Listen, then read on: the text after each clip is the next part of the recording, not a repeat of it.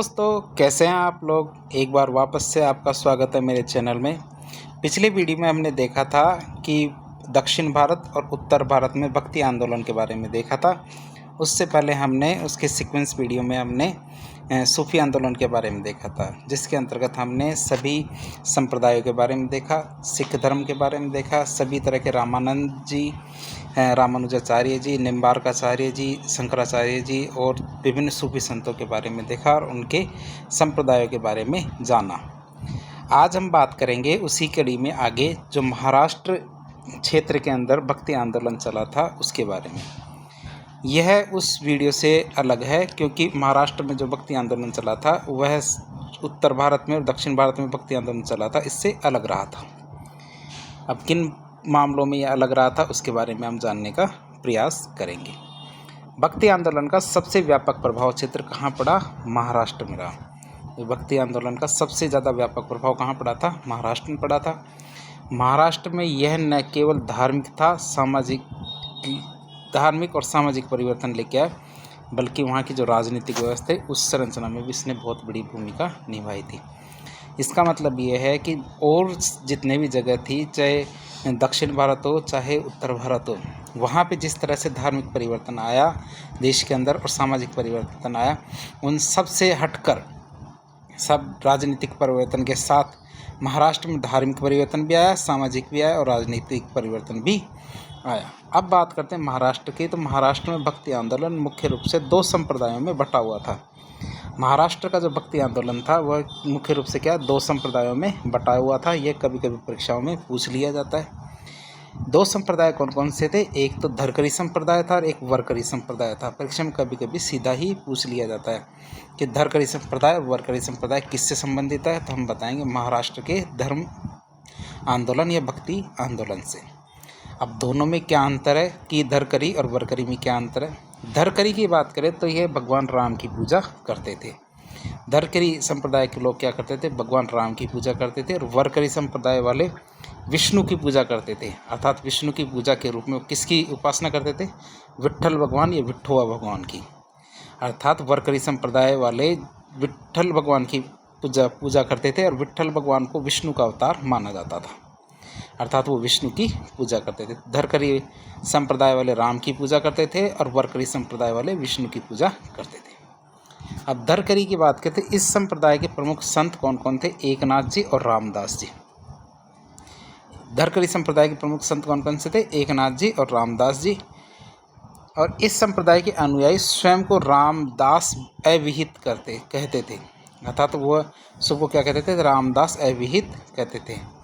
धरकरी संप्रदाय के अनुयायी सांसारिक कार्य करते हुए भी ईश्वर को समर्पित रहते थे, अर्थात वो शादी भी करते थे, पारिवारिक जीवन भी जीते थे और सभी तरह के सांसारिक कार्य करते थे। उसके साथ वो अपना जीवन ईश्वर को समर्पित करके रहते थे। तो इस तरह हमने देखा धरकरी संप्रदाय। अब वरकरी संप्रदाय के बारे में देखेंगे।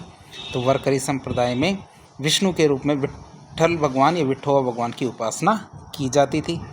वरकरी संप्रदाय के संस्थापक कौन थे? तुकाराम, अर्थात तुकाराम जी को वरकरी संप्रदाय के संस्थापक माना जाता है। इस संप्रदाय का केंद्र कौन सा था? पंढरपुर। एक बार परीक्षा में साफ पूछा गया था, निम्न में से पंढरपुर किससे संबंधित था, अर्थात या फिर पंढरपुर किसका केंद्र था? तब उसके अंदर इसका जवाब देना था वरकरी संप्रदाय का।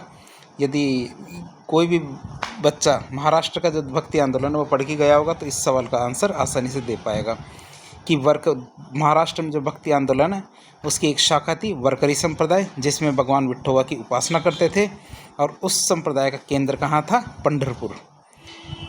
यह पंढरपुर के विट्ठल भगवान के भक्तों का रहस्यवादी संप्रदाय था, अर्थात भगवान विठोवा के अंदर विठोवा की पूजा की जाती थी।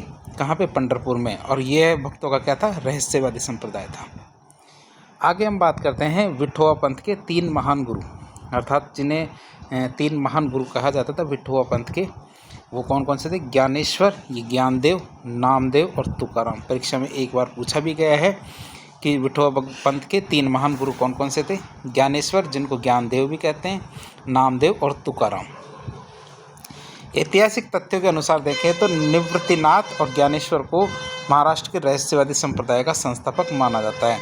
निवृत्तिनाथ और ज्ञानेश्वर दोनों को महाराष्ट्र के जो रहस्यवादी संप्रदाय होता है ना, इनका संस्थापक माना जाता है। अब बात करते हैं, एक एक करके हम इनके बारे में पढ़ना शुरू करते हैं। इनके बारे में शुरू करते हैं। सबसे पहले हम बात करते हैं नामदेव के बारे में। सबसे पहले नामदेव के बारे में बात करते हैं। नामदेव का जन्म 1270 में हुआ और इनकी मृत्यु 1350 में हुई, अर्थात ये 80 साल की उम्र में इनकी मृत्यु हुई थी। नामदेव की बात करें तो नामदेव का जन्म एक दर्जी परिवार में हुआ था। तो नामदेव का जन्म कहाँ हुआ था? नामदेव का जन्म एक दर्जी परिवार में हुआ था।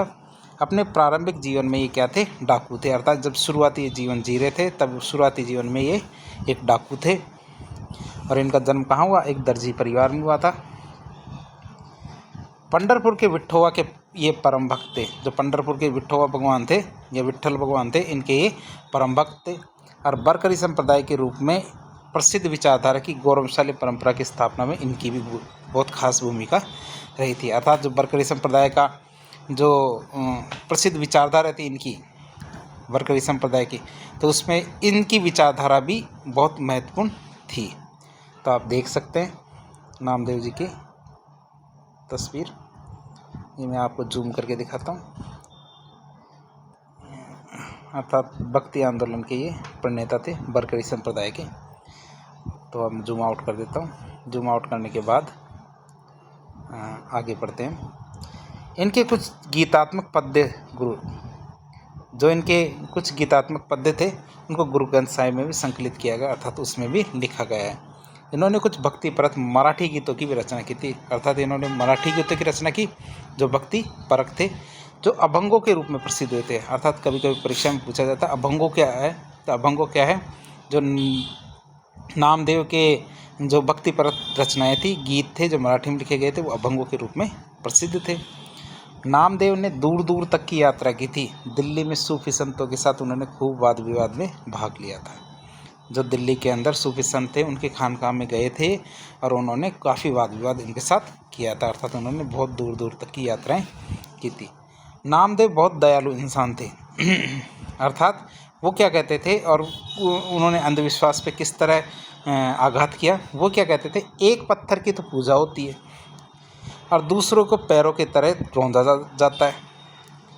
अर्थात गुणों की बात के लिए बात कर रहे हैं कि दो समान चीज़ें, लेकिन दोनों में गुण अलग अलग हो सकते हैं।